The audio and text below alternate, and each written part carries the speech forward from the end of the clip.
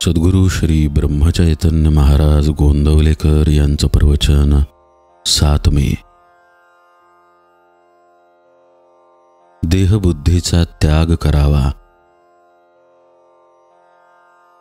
मानाला कारण अभिमान होय.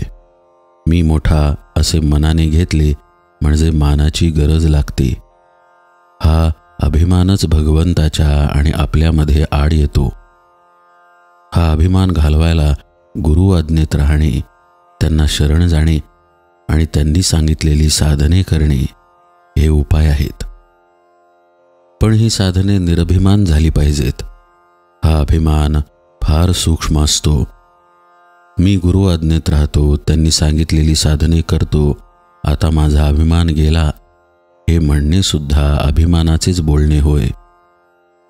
खरे पाहता अभिमान बाळगण्यासारखे आपल्याजवळ आहे तरी काय? शक्ती की पैसा की कीर्ती? जगात आपल्यापेक्षा कितीतरी लोक मोठे आहेत, पण मौज अशी की भिक्षा मागणाऱ्याला सुद्धा मोठा अभिमान असतो.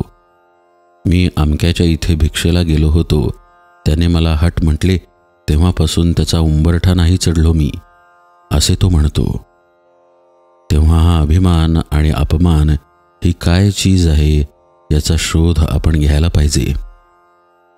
याला अगदी मूळ कारण देहबुद्धी. ही देहबुद्धी नाहीशी झाली पाहिजे. एखाद्या झाडाला खत घालीत गेले तर ते मरेल कसे? मला लोकांनी बरे म्हणावे, मान द्यावा, शिव्या दिल्या तर वाईट वाटते, हे देहबुद्धीला खत घालण्यासारखे आहे. चांगले वाईट, मान अपमान सर्व देवाला अर्पण करावे. वस्तुतः कर्तेपणच त्याच्याकडे सोपवावे, म्हणजे त्या कृत्याचे परिणाम मनावर होऊ देऊ नयेत. व्यवहारात थोडा अभिमान लागतोच, पण तो केवळ कारणापुरता असावा. वरिष्ठाने नोकरांशी बोलताना अभिमान पाहिजे, पण तो तितक्याच पुरता, त्याचा मनावर परिणाम होऊ देऊ नये. ही देहबुद्धी, हा अभिमान जायला सद्गुरूंचे होऊन राहावे. निदान बळजबरीने तरी मी त्याचा आहे असे म्हणावे. सद्गुरू तुम्हाला नकळत तुमचा अभिमान दूर करतील. परमार्थात संतांचेच ऐकण्यात महत्त्व आहे. तेथे आईबापांचे का ऐकू नये?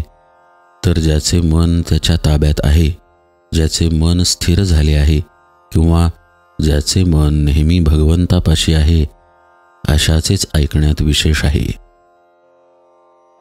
आपल्या देहबुद्धीची तऱ्हा मोठी विलक्षण असते.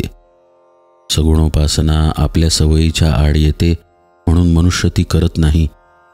फारच सोपे म्हणून तो भगवंताचे नाम घेत नाही, आणि फुकट काय जेवायला घालायचे म्हणून तो अन्नदान करत नाही. असा मनुष्य फुकटच जायचा. देहबुद्धीला ताळ्यावर आणण्यासाठी संतांच्या ग्रंथांच्या वाचनाची गरज आहे. पहाट झाली की थोडा उजेड, थोडा अंधार असतो, त्याप्रमाणे सध्या आपली स्थिती आहे. देहबुद्धीच्या अंधारात भगवंताच्या स्मरणाचा किंचित उजेड आहे. हा देहबुद्धीचा अंधार जाऊन पूर्ण प्रकाश दिसायला भगवंताच्या अनुसंधानासारखा दुसरा कोणता उपाय असणार? मीपणाची आणि अभिमानाची पूर्णाहुती देणे हाच खरा यज्ञ होय. जानकी जीवन स्मरण जय जय राम.